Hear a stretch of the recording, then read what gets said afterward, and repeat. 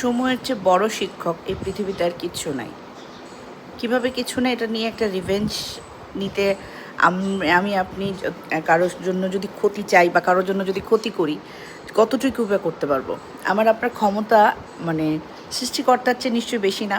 সৃষ্টিকর্তা যতটুকু না তাদেরকে ক্ষতি করতে পারবে বা শাস্তি দিবে বা সেটা যেটা প্রাপ্য, সেই প্রাপ্যটুকু দেওয়ার ক্ষমতা কিন্তু আমার আপনার নাই। রিভেঞ্জ অফ নেচার বলে একটা শব্দ আছে।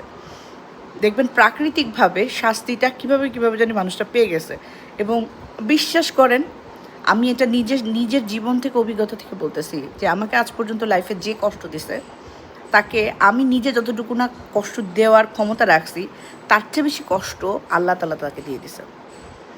কীভাবে তার এমন একটা ক্ষতি হয়ে গেছে যে ক্ষতিটা আসলে আমি নিজে কখনো চাইনি কারো ক্ষতি হোক, কিন্তু দেখা গেছে আল্লাহই তার ক্ষতি করে দিছে। হয়তো তার মানে এমন বড় একটা জিনিস থেকে তার লাইফ থেকে হারায় গেছে, যেটা মানে আসলে সে খুব ভালো ছিল যে জিনিসটা নিয়ে।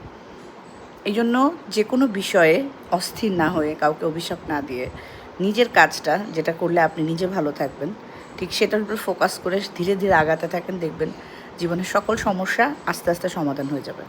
কারণ সমস্যা তো একদিনে তৈরি হয় না। যেহেতু সমস্যা একদিনে তৈরি হয় না, সমাধানটাও কিন্তু একদিনে বা এক মুহূর্তে আসা পসিবল না।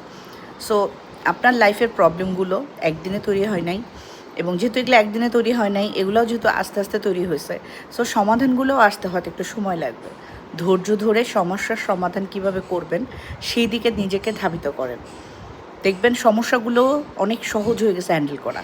এবং সমস্যার সময়টাতে আপনি মাথা যদি ততটা ঠান্ডা রাখবেন, তত সিদ্ধান্ত নিতে, আপনার সঠিক সিদ্ধান্ত নিতে সুবিধা হবে। অস্থিরতা কিন্তু কখনো ভালো সিদ্ধান্ত এনে দেয় না। অস্থিরতা সবসময় একটা রং ডিসিশন এনে দেয়। এই রং ডিসিশন আপনাকে ভুল পথে ধাবিত করবে। শান্ত অবস্থায় ধীরে স্থিরভাবে চেষ্টা করেন, দেখবেন সমস্যার সমাধান অটোমেটিক হয়ে গেছে। একটু সময় নেন, দেখবেন সব ঠিক হয়ে গেছে। কারণ আমি কারোর যদি কোনো দিন কেউ ক্ষতি না করি, আমার আপনার সাথেও কোনো দিন ক্ষতি হবে না। যারা ক্ষতি করে বেড়ায়, যারা মানুষের ধ্বংস চেয়ে বেড়ায়, যারা অভিশাপ দিয়ে বেড়ায়, তাদেরই কিন্তু জীবনে অনেক বড় ধ্বংস চলে আসে। খুব ভালো থাকবেন।